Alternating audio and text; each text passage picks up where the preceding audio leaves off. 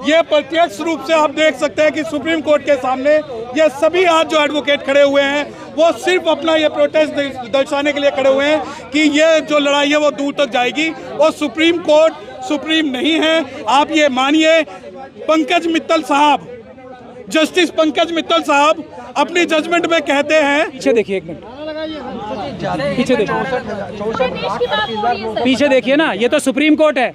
यहाँ जब ये हालत है तो पूरे देश का आप अंदाजा लगा सकते हैं। इससे बड़ा सफल आंदोलन 2018 में 2 अप्रैल को ही हुआ था। CA/NRC का जो आंदोलन था ना, वो भी मुझे लगता है इस आंदोलन के आगे छोटा पड़ जाएगा, ये मैं गारंटी दे रहा हूं। वकील यहाँ देखिए, ओ जितने एडवोकेट से सुप्रीम कोर्ट के हाथ उठाओ, जितने एडवोकेट से आरक्षण समर्थक जिंदाबाद जिंदाबाद जिंदाबाद। जो प्रोटेस्ट जो है ये सुप्रीम कोर्ट के सामने इस वजह से है क्योंकि हम समर्थन करते हैं भारत बंद का।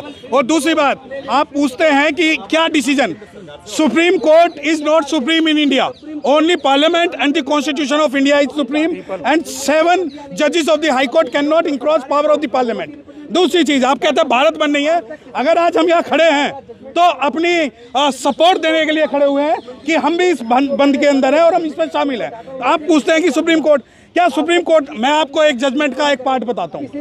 पंकज मित्तल साहब ने अपनी जजमेंट के पेज नंबर 40 पे ये कहा है कि वर्ना सिस्टम बहुत अच्छा सिस्टम है, जिसे मैं क्रिटिसाइज करता हूं क्योंकि जो जजेस हैं उनकी हमें पर्सनल ओपिनियन नहीं चाहिए, हमें उनकी कॉन्स्टिट्यूशनल ओपिनियन चाहिए। We are here to take the constitutional opinion of any जज। वी डोंट थिंक, अगर कोई जज ये बोलता है कि मोरनी जो है मोर के आंसुओं से गर्भवती होती है तो वो इनकम्पिटेंट है। जब solicitor general of India supreme court के अंदर ये बोलते हैं कि सरकार चाहती है सब क्लासिफिकेशन हो, तो सब क्लासिफिकेशन अगर डिसाइड होगा तो पार्लियामेंट के द्वारा डिसाइड होगा, ना कि जजेस के द्वारा डिसाइड होगा। कॉन्स्टिट्यूट असेंबली की हमें इंटेंशन और डिबेट्स पढ़नी पड़ेंगी। और जो ये जजमेंट है सुप्रीम कोर्ट का, सुप्रीम कोर्ट को ये जजमेंट वापस लेना होगा क्योंकि ये अनकॉन्स्टिट्यूशनल एक जजमेंट है जो कि जबरदस्ती शेड्यूल कास्ट लिस्ट को डिस्ट्रॉय कर रहा है। और जो शेड्यूल कास्ट लिस्ट है उसमें प्रेसिडेंट भी अमेंड नहीं कर सकते, तो ये पावर स्टेट को देकर सुप्रीम कोर्ट ने एक गलती की। बहन जी ने आंदोलन बुलाया था, उस पर क्या कहेंगे? देखिए, ये आंदोलन के अंदर बहुत सारे लोग हैं, मिशन जय भीम से भी लोग हैं और जन आंदोलन है। और आज आप ये मानिए कि 2 अप्रैल 2018 के बाद में अगर सबसे बड़ा आंदोलन कोई है तो वो आज 21 अगस्त 2024 का आंदोलन है, जब कश्मीर से कन्याकुमारी और कच्छ से कोहिमा तक आरक्षण समर्थक जो हैं सड़कों पर हैं। और ये कोई आरक्षण कोई भीख नहीं है, आरक्षण हमारा अधिकार है जिसे हम कॉन्स्टिट्यूशनली और पीसफुली लेकर रहेंगे। क्यों असफल हो गया?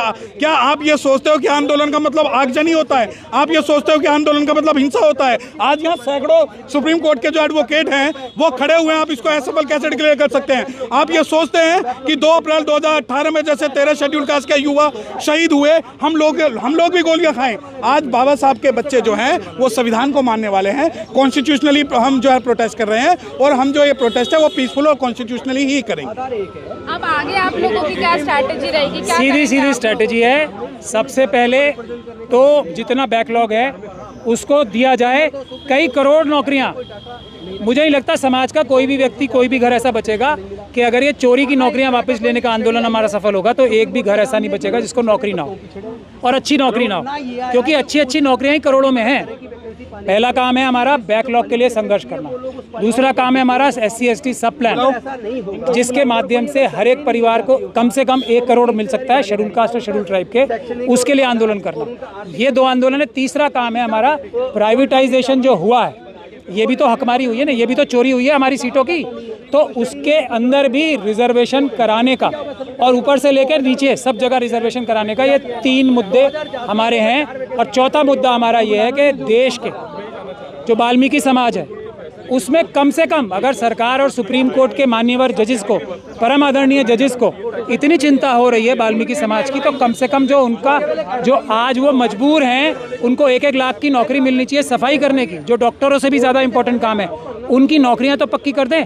ठेकेदारी प्रथा को समाप्त कर दें जो कि अपने आप में एक गैर कानूनी काम है। यदि ऐसा नहीं करते तो हम इसके लिए आंदोलनरत हैं। और जैसे ही ये होगा तो हम चौथी चीज़, 5वीं चीज़ ये करने वाले हैं कि हमारे शेड्यूल कास्ट और शेड्यूल ट्राइब के जितने भी लोग हैं उनको हर एक को ग्रेजुएशन की पढ़ाई की जाए, भले ही उनकी कितनी भी उम्र हो, उनको 2-2 साल के ग्रेजुएशन का कोर्स में चाहे वो लॉन्ग डिस्टेंस का हो या ऑफलाइन कोर्सेज हो, उसमें हर एक को ग्रेजुएट बनाया जाए अगले 2 साल में, ताकि जो करोड़ों नौकरियां आने वाली हैं उसमें जो कैंडिडेट कम पड़ेंगे उनको कैंडिडेट भी मिल जाए। ये 4-5 मुद्दे हैं। तमाम मांगे तो सर हमने आपकी सुन ली हैं, आप बोल भी रहे हैं, लेकिन इससे भारत बंद से क्या फायदा होगा? भारत बंद क्यों बुलाया गया है?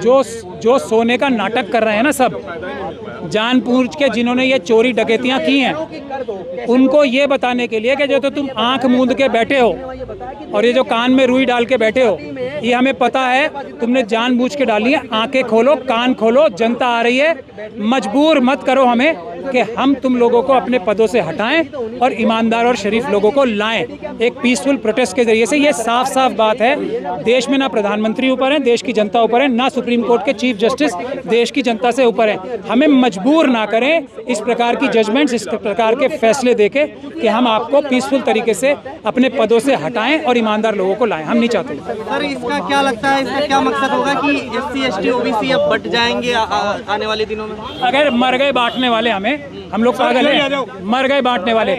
जो लोगों को कुछ समय के लिए, हमारे कुछ लोगों को जो बहकाया गया है ना, वो कब पता लग जाएगा? अभी 1 महीने में पता लग जाएगा, 2 महीने में लग जाएगा, 3 महीने में लग जाएगा, उन्हें 6 महीने में लग जाएगा ना। किसी को एक भी नौकरी नहीं मिली, बल्कि जो पुरानी नौकरियां थी वो भी छिन गई, उतनी परसेंटेज भी नहीं, तो तब वो हमारे साथ आ जाएंगे। वो हमारे भाई हैं, उनके प्रति हमारा ज्यादा जिम्मेदारी है। हम उनके लिए लड़ेंगे भी और उनके लिए अपनी जान भी दे देंगे। वो हमारे भाई। प्रधानमंत्री ने तो कहा है कि ये तो क्रीमी लेयर जैसा कुछ ऐसा नहीं होने वाला है। तो प्रधानमंत्री अगर क्रीमी लेयर का कॉन्सेप्ट खत्म करना चाहते हैं तो यही भी तो क्रीमी लेयर ही है। ये जजमेंट तो सारी क्रीमी लेयर की बात है ना, कि समाज का एक होमोजीनियस जो जजमेंट है, एक होमोजीनियस समाज है, उसमें से कुछ लोगों को आप बता रहे हो कि वो तो आगे निकल गए और बाकी पीछे निकल गए। और क्या क्रीमी लेयर होता है? प्रधानमंत्री जी सबको धोखा दे सकते हैं, अम्बेडकरवादियों को नहीं दे सकते। क्रीमी लेयर है तो ये सब कैटेगराइजेशन भी क्रीमी लेयर ही तो है। और क्या है? लेकिन इससे क्या लगता है, प्रधानमंत्री झुक गए हैं? प्रधानमंत्री झूठे हैं? नहीं, वो तो है ही झूठे। नहीं, झूठे तो हैं।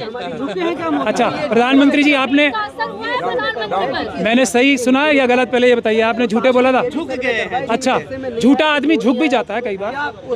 हर बार जो झूठा आदमी होता है ऐसा नहीं कि तना ही रहेगा। अब झूठे आदमियों के झुकने का टाइम आ गया है। तो प्रधानमंत्री अगर झूठे हैं तो ज़्यादा जल्दी झुकेंगे, और अगर सच्चे होने का उनको कोई एक तरह से कोई उनके अंदर एबरेशन आएगी जो आज तक कभी नहीं आई सच बोलने की, तो तब भी झुकना पड़ेगा। आप आंदोलन कर रहे हैं, क्या लगता है सारे टीवी चैनल किसी भी ईमानदार चैनल पे चढ़ेगी? ये टेस्ट है, टेस्ट है। जो हमारी खबर नहीं चला रहा, जो आज देश का सबसे बड़ा आंदोलन इस वक्त है, जो लोग चोर, बेईमान, डकैत और क्रिमिनल्स हैं, उन चैनल्स में नहीं चलेगा। और आखिरी खबर जिस अखबार में आएगी वो भी चोर, बेईमान और क्रिमिनल है।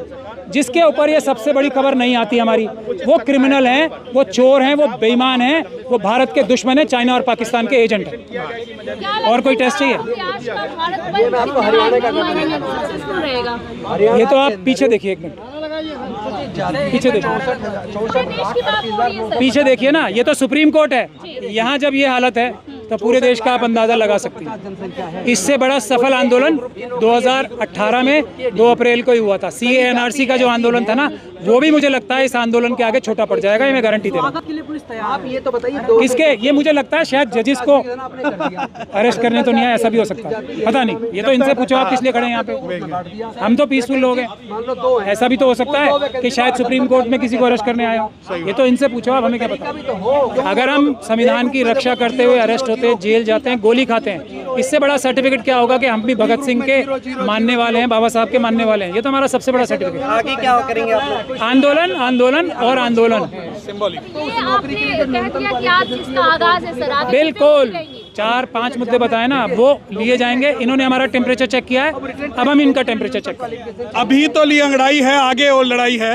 ये आज जो सिंबॉलिक प्रोटेस्ट सुप्रीम कोर्ट के सामने हुआ है, यकीन मानिए कि जैसे पूरा भारत के अंदर अभी प्रोटेस्ट चल रहा है, इससे बड़ा प्रोटेस्ट जो है लीगल फ्रेटर्निटी और जो अम्बेडकराइट लोग हैं वो पूरे भारत के अंदर करेंगे। तो सारे वकील इसमें शामिल हैं या बट गए हैं वकील? वकील यहाँ देखिए, ओ जितने एडवोकेट से सुप्रीम कोर्ट के हाथ उठाओ, जितने एडवोकेट से आरक्षण समर्थक जिंदाबाद, जिंदाबाद, जिंदाबाद। आरक्षण आरक्षण समर्थक जिंदाबाद, जिंदाबाद जिंदाबाद, वकील एकता जिंदाबाद, जिंदाबाद जिंदाबाद, जिंदाबाद जिंदाबाद। एक लॉ की टर्म है रिसिप्शा लिक्विटर, यानी प्रत्यक्ष को प्रमाण की जरूरत नहीं होती।